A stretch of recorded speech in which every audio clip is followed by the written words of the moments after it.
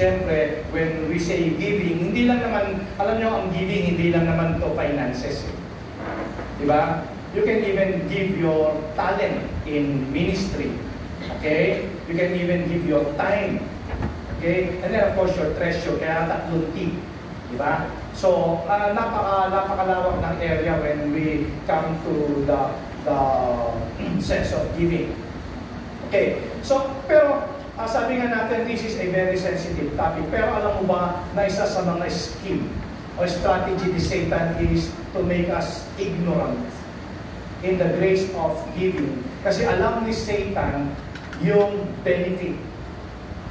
Alam ni Satan na ang principle ng Diyos in receiving is by giving.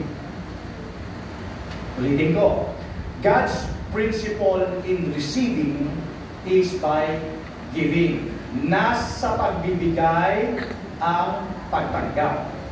Okay, now, meron ba kayong kilalang tao no, naghirap? Ano ba yung mas Tagalog doon? Naging dukha dahil siya ay giver? Meron? Kadalasan, yung taong kilala natin na giver, sagana. Tama?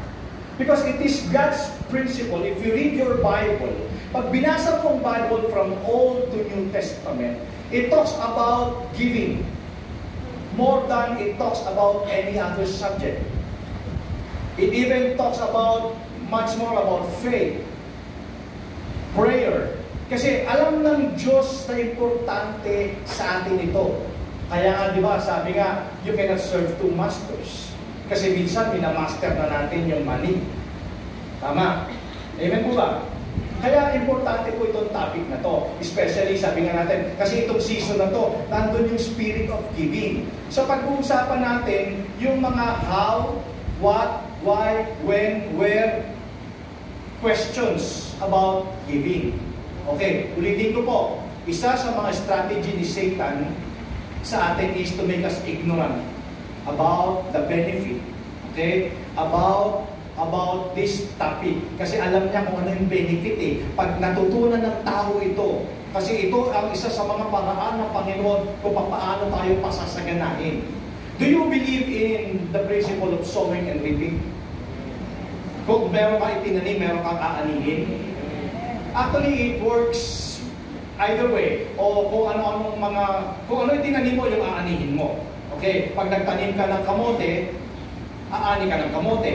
Amen.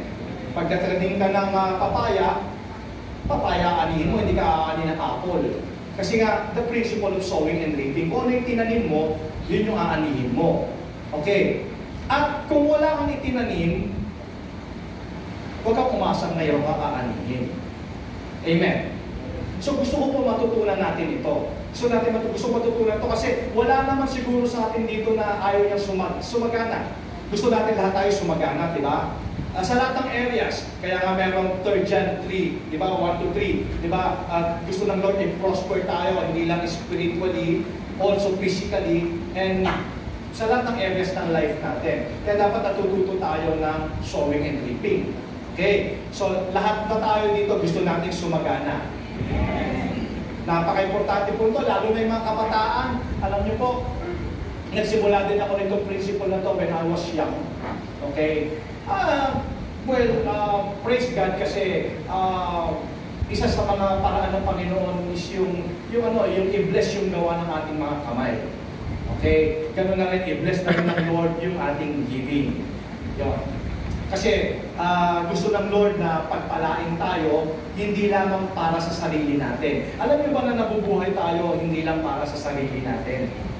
Okay. The Lord will bless us to be a blessing. Naghahanap siya, He's looking to and fro. Naghahanap siya kung sino yung i-bless niya para maging daluyan, maging channel niya ng blessing at maging blessing to others. Kasi hindi niya po pwedeng i-bless yung tao na ganun. Yung kilit niya na lang sa sarili niya. Okay? Naniniwala ba kayo na lahat ng pagpapala na dumadating sa'yo ay hindi sa'yo, hindi para yan sa'yo lahat? Merong part doon para i-share mo. Ayan, matututunan nyo, alam niyo po, if you will just grasp itong message na to, alam mo, your life will never be the same again, especially sa area ng inyong finances. Okay, since December, natin the spirit of giving, pag-usapan natin ito. Okay, sabi ng Proverbs 11:24, ayan,